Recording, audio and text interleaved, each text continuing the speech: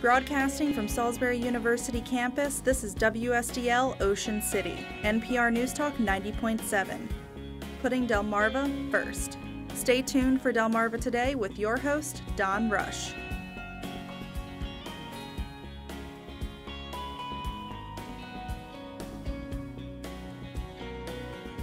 Could 2020 be the year of the woman headed to the White House? Welcome to Delmarva Today. This is Don Rush.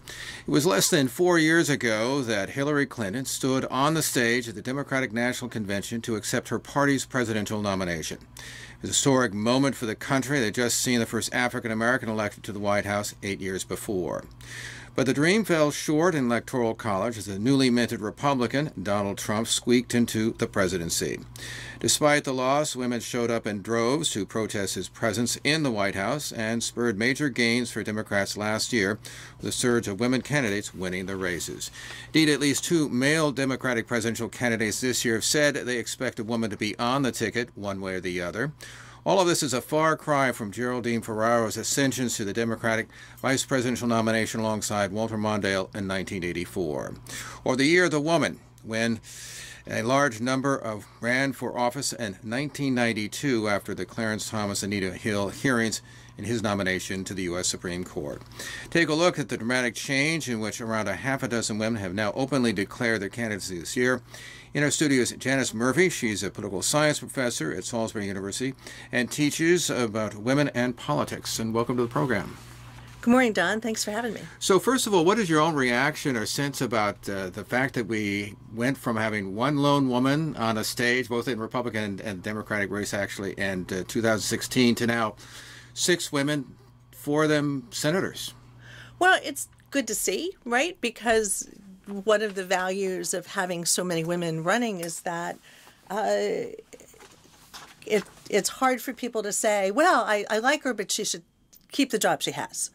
You know, if you say that about all of them, it's a little questionable. So it's nice to see that diversity because it makes the issue of women, you know, we don't have a woman candidate, and so it makes it more of a viable option, more acceptable as an option. So as I mentioned a moment ago, and I remember actually when Geraldine Ferraro was nominated, actually I was at the convention when it happened. How do you contrast that period of time in which obviously Walter Mondale was trying to restart his campaign with something new in terms of where we are now and how we moved through, I guess, 1992, which of course was the reaction to the Clarence Thomas hearings? Right. Well, 1992 was interesting because I think that's when we got to double digits, where you got, I think, 12 women in Congress.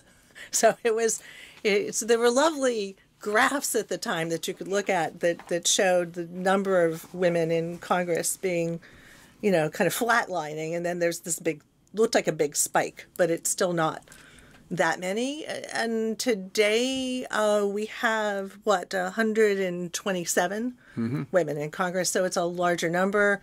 We went from 19% now to something like almost 23.6% of women in Congress. So it's a greater representation, but it's still, in both cases, we're looking at really incremental changes, right? We don't see women represented in Congress at the numbers they are in the population. Why do you think that we have so many running this time out? And how has that image changed? I mean, and, you know, Hillary Clinton, one of the things she struggled with in the first time out was that she wanted to sort of distance herself from the idea of just running as a woman. In 2016, she seemed to embrace some of that. How do you see those images changing? Well, I think you see so many women running right now because you see so many candidates running, right? So you've got just a large field of candidates, and just naturally a percentage of them are going to be women. It's something we'll have to look at because there's a great deal of literature that shows that women are covered differently by the media when they run, that there's some resistance in the population to women candidates, which kind of singles out Americans in contrast to other parts of the world, where there's much greater representation of women throughout the world, not just in developed countries. But so we're going to see how this shakes out. It's going to tell us a lot about whether we're getting more comfortable with seeing women ascend to these higher positions. Although current polls show Bernie Sanders, Joe Biden, I think Obeto, they're like in ahead, and I think Kamala Harris, I think, comes in about 10%, something like that. Yep. We're in around 6. Yeah, and so is that just simply, do you think, a matter of name recognition, or do you think that there's some bias there in terms of how voters are viewing them? I mean, a little of both. A little both. I don't know how relevant anything is right now because these early, the numbers don't mean much about how it's going to end up. Mm-hmm. So I don't think it tells us that much. I think that I'm encouraged by it, that we could see a female candidate win. A woman candidate emerge out of this. It's not necessarily going to be one of those 3 males who are early leaders. One of the things that struck me, and I mentioned, is that at least 2 of them said that they expect a woman to be on the ticket one way or the other. Yes. It seems to be like the trend that may last. Well, that's certainly an important trend for Democrats because they're just looking at their numbers, because the Democratic Party is female, right? The Republican Party is male. This is the way the numbers have run for a long time, and we're seeing that trend prevail. And they've got some interesting numbers in seeing that something like 70% of millennial women are either Democrats or lean Democratic. And that's really important number for them. And they're certainly seeing this trend showing strongly among, in Pew Research, what they're labeling Hispanic women and Black women, much more strongly leaning Democratic than men. So they're looking at that, and I think that you see that in Stacey Abrams being chosen to present the response to the State of the Union message. And Stacey Abrams is also somebody to consider. She hasn't declared, but she's as legitimate a candidate as Beto is, right? Yeah. And maybe more so. Right. It's a fascinating person and a really successful member of the Georgia legislature. So in my class, we've been following her for a while. She was not news to us because she's just a notable politician. So the Democrats are looking at women because that they've got to be responsive to their membership. Their membership's going to like that. I mean, do you think in part, and I don't know whether this is necessarily something that's conscious or intentional, but that the Democratic Party is responding in part because of the kind of surge, and we'll talk about this in a moment, surge of disapproval of Trump, that Trump has produced this backlash, and Democrats, when they look at particularly women in terms of candidates and also in terms of voters, clearly they were a factor in 2018, and there's a wave here that they intend to ride to the White House. Right, and this doesn't come... This is not a recent development, because if you look at it historically, I mean, you look at Congress, of these 127 women, 106 of them are Democrats. And that's not an accident. Part of it is the research in the last couple of years has shown that Democrats donate money to see diversity in candidates. It's now an ideological value of people who identify as Democrats, whereas you haven't seen that specific commitment to diversity among Republicans, so that it's not as if they won't support a female candidate, but it's not a goal to present more candidates of all of the options that are out there. Okay, so the Democrats have said, yes, we want to see this, and we certainly saw that in the primaries where people with very similar positions, who were white males, were primaried out by women and by women of color. So you saw Ayanna Pressley, you saw Ocasio-Cortez, step up because people wanted to see this change in among the Democrats. So you have a history of this in the Democratic Party, and then you couple that with this kind of response to the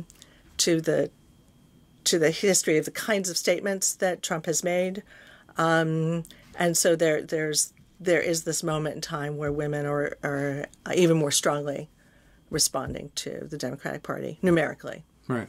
As a matter of fact, I think it's Emily's List, which gives the Democrats, I think they raised something like $110 million last time out. Value in electing women, the GOP counterpart, $4.5 million. Yeah. Which shows, a clear difference. How much do you think, in terms of coming off of the 2016 election, how much value was there in having Hillary Clinton on the ticket and her legacy, at least in terms of as a candidate and as a force, I guess, within the Democratic Party on the one hand, as opposed to the reaction to Donald Trump on the other, in terms of how women are viewing politics now? Well, there you saw the complexity of it, because Hillary, I think there's a rejection certainly among millennials of older politicians. And all of them are being scrutinized now in terms of their histories. So you saw the kind of not particularly being swept away by Hillary's history of support of women's issues, but certainly tying her to her husband's problematic history, right? In terms of policy positions, in terms of crime and those kinds of policies got her in a lot of trouble. So millennials weren't captured by her history, and weren't persuaded that she was speaking to them as a woman, whereas older women were a little more captivated because of that shared history, because they started further back. Right. Exactly. So they remember her presence. So there was certainly a difference that related to where you were in age brackets. Okay, so that was an impact. So people, I think, stayed away because people thought she was going to win anyway. I think for me, this upcoming election is all going to be about turnout, right? Because we know where people stand. It's who's going to get to the polls. And we know that a lot of people that didn't typically vote, for instance, older white males, came to the polls to vote for Trump in the last election, which is interesting because women, since 1965 have outvoted men. They get to the polls more frequently. And women of color, black women, outvote everybody. And there's a little data that tells us they're more optimistic about the impact of their vote. So perhaps that's why they're such killers at that. They just show up and vote. Again, any demographic you're going to look at does not vote at the same high rates that black women do, but turnout was great. I think that probably the next presidential election is going to see high turnout on both sides, because people's emotions are stirred, and I think will continue to be stirred around these issues. Do you think that millennial women, particularly in 2016, do you think that in some ways they took for granted the progress that had already been made, as opposed to, say, the older women who obviously they can see the history and say, well, wait a minute, and this is really important. We gotta keep this.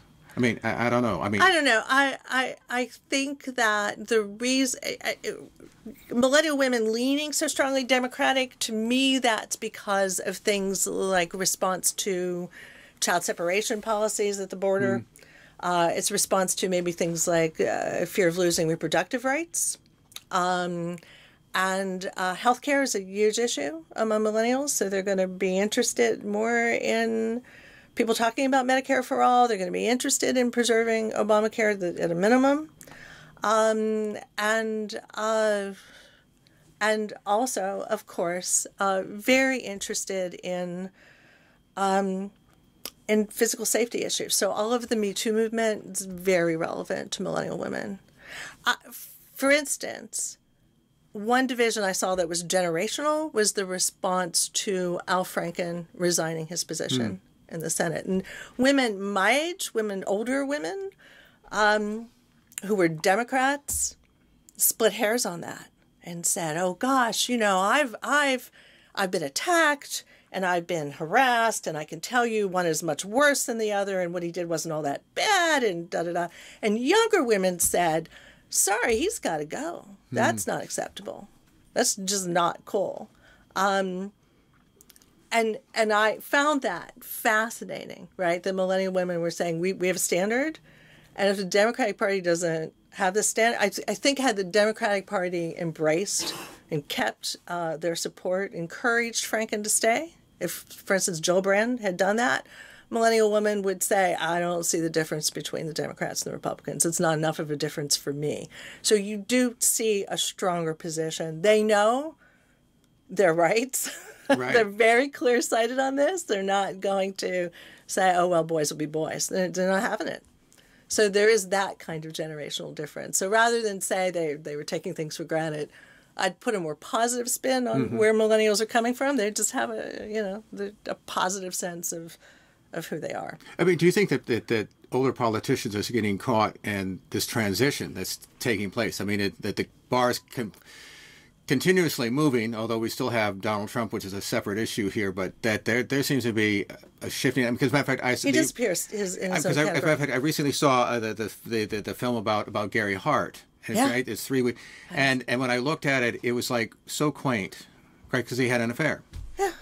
Well, go back even further to the notion of those journalistic accounts was it Whitaker's book, The Boys on the Bus. Yeah. In the old days, Estes Kefauver and the old days in the 50s, where it was widely known that all of these male politicians had girlfriends on the side, and as they went on the campaign tour, they whatever.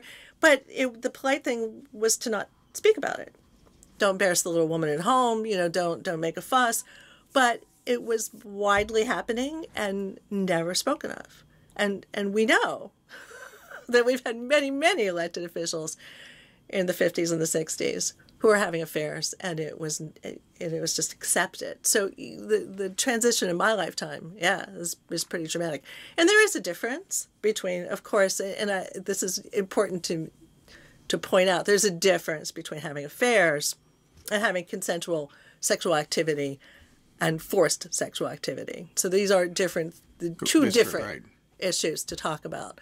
And that's where I think we sometimes get confused, because when people talk about sexual conduct and say, "Oh, well, there's some question about sexual conduct," it's what let's not use that term. Let's be clear. Is this consensual or not? So, I think that's the problem today is seeing this kind of behavior and calling it out, and the Me Too movement, I think, has been sparked by many, many things, but certainly women have been galvanized to become politically active because of the fact that we have a president who has bragged about not asking before he acted. Right. To say the least, yeah. Yeah, and this is important too, because historically you have not been able to persuade women to run for office. So one of the big challenges to those terrible numbers, to us not having even a threshold of 30% where you might be able to talk about women's impact in politics, so we're not even at 30% yet after all this time, is because it's hard to persuade women to run for office. And the reason was this kind of modesty, this saying, "Oh, I don't know if I could get elected. I don't know how good I'd be," that this is more characteristic of qualified women than it is of qualified men. But every so often, women, in 92 and now again, right, in this last election in the fall, women looked around and said, "I'm as good as these incumbents." Well, that worried about. So you saw women electing themselves, or you saw women being recruited by more progressive organizations, not necessarily through the traditional hierarchy, and responding to that and saying, you know what, yes. And so that's a change that you're seeing. And that is a response to seeing behavior that they didn't like among politicians and saying, yeah, I'm better than that and I'm qualified to run. And so you saw, I think that's the thing that we're trying to monitor right now. Is this a change that we're going to see going forward, or was this a specific response to a moment in time? I mean, how much do you think this is also simply a reaction to not just simply that the president has bragged about sexual assault because of saw that Access Hollywood tape, but just the crudeness of it all? Do you think that, I mean, obviously related to that, but just in general? Oh, yeah. I mean, I cannot imagine when I think about, well, what if Jeb Bush had been elected president? Would the reaction have been the same? And I suspect not. I mean, I think there's a character dimension to this reaction, not just simply to a policy.